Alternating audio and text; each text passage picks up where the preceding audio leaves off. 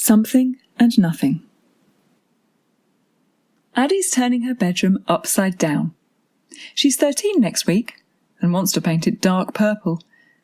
The agreement was that Addie had to have a proper sort out first, although Karen notices that a lot of things from yesterday's black bags bound for the charity shop have already worked their way back onto the shelves. Karen hasn't thought about the book in ages.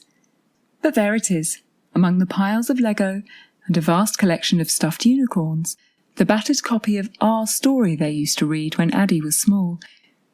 She remembered how Addie loved that book, loved being told how she came about. A nice man, your donor, gave us a seed and we grew you. Of course, Karen thinks, you never really know what kids make of it all. They still laugh about how until the age of 5, Addie called her donor her donut. And then there was that time in the park when they'd seen a sycamore tree showering its spinners down, and Addie alarmed everyone in earshot by shouting at the top of her little voice, "Look, a nice man is making babies with his seeds." Karen's not sure if it's finding the book that did it, or perhaps it's just Addie's age, but after hardly bringing it up for years, this morning Addie is full of questions about her sperm donor. What did they know about him? Are there other children with the same donor? Could she ever meet him? Back when they first explained everything, they did mention Karen's donation. Mummy gave away some eggs to help another family too, they'd said, although Karen never made a fuss about it. After all, that wasn't part of Addie's story, and it wasn't a big deal. It had just seemed the right thing to do. A sort of karma. She and Gail weren't about to make a baby by themselves, and if you needed help, it only seemed fair that you should give something back. Besides, at the time there were so many other things to deal with and to explain. Little things, like when other parents assumed she or Gail was just Addie's auntie. And harder things, some that upset Karen even now, like that boy at nursery who couldn't get over Addie having one mum who dropped her off and another mum who picked her up. Karen remembers him meeting her at the door one day, his little eyes narrowed and stern. "My Nana says that's naughty," he'd said, having 2 mummies. Really, Karen's egg-sharing had seemed like the least of it. What mattered was the 3 of them. Karen, Gail and Addie, their little family.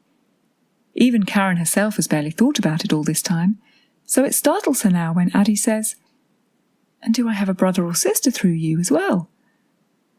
"Well, it's not going to be your brother or sister, is it?" Karen says, her voice sharper than she intended.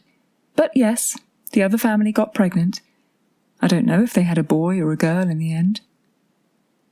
"They're something to me, though, aren't they?" Addie insists. "They're not nothing." "And will they be able to find us one day?" "I guess so, when they're 18. Just like you could contact your donor." Karen can see how Addie might want to meet him. Although 2 parents should be enough, she thinks perhaps there's something about finding a dad when you've never had one. But this is different. Her recipient's child already has a mum. So what exactly would that child want from Karen? They might need to know about her medical history, she supposes, but surely she'd put all that down on the forms.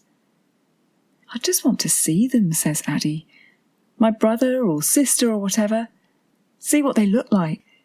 And wouldn't it be totally weird and cool if they looked like me?" "Well, you've got cousins who look like you and you can't stand them."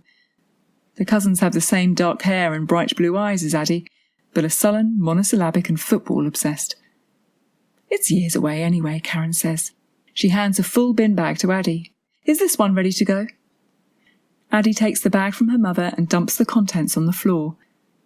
"I want to look through it again," she says, "just to make sure."